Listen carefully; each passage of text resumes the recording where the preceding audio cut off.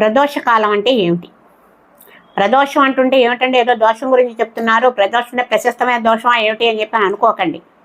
ప్రదోషం అంటే సాయంకాలం అండి. సాయంకాలం కూడా ఎప్పుడు? సూర్యాస్తమం అయిన తర్వాత ఇంకా చీకట్లు ముసురుకోకుండా ఉండే సమయాన్ని ప్రదోషం అంటారు. అంటే మనం మునిమాపు వేళ అంటూ ఉంటాం చూడండి, ఆ మునిమాపు వేళ అన్నమాట. అప్పుడప్పుడే ఒక్కొక్క చుక్క వస్తూ ఉంటాయి. దీన్ని ప్రదోషకాలం అంటారు. ఈ ప్రదోషకాలం యొక్క విశేషత ఏమిటి అంటే, ఈ సమయంలో శివదర్శనం చేసుకున్నట్లయితే చింతలు నశించిపోతాయి అని చెప్పనని పెద్దవాళ్ళు చెప్తుంటారు. శివుడి దర్శనం చింతల నాశనం, పార్వతి దర్శనం పాపనాశనం అని చెప్పని పెద్దవాళ్ళు చెప్తూ ఉంటారు. శివ దర్శనం అనేటటువంటిది ఆ సమయంలో తప్పకుండా గుళ్ళో ఉండేటటువంటి అర్చకులు ప్రదోషకాల అర్చన అని చెప్పననే పేరుతో చేస్తూ ఉంటారు.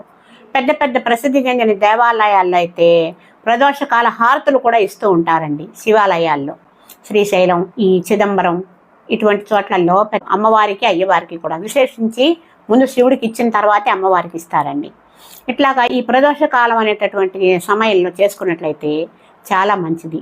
అంతేకాకుండా ఇది ప్రతిరోజు చేసుకోవడం మంచిది. కనీసం శివరాత్రి నాడు తప్పకుండా చేసుకోవాలండి. ఎందుకంటే ప్రదోషకాలంలో శివుడు పార్వతితో కలిసి ఆనంద నృత్యం చేస్తాడని, ఆ తాండవాన్ని ఆనంద తాండవాన్ని చూడటానికి సమస్త దేవతలు, ముక్కోటి దేవతలు అంటే బ్రహ్మ విష్ణువులతో సహా అక్కడికి, ఇంద్రాదులతో సహా అక్కడికి వస్తారని, ఆ సమయంలో వెళ్ళినట్టయితే సమస్త దేవతల యొక్క దర్శనం జరుగుతుందని చెప్పని చెబుతూ ఉంటారు.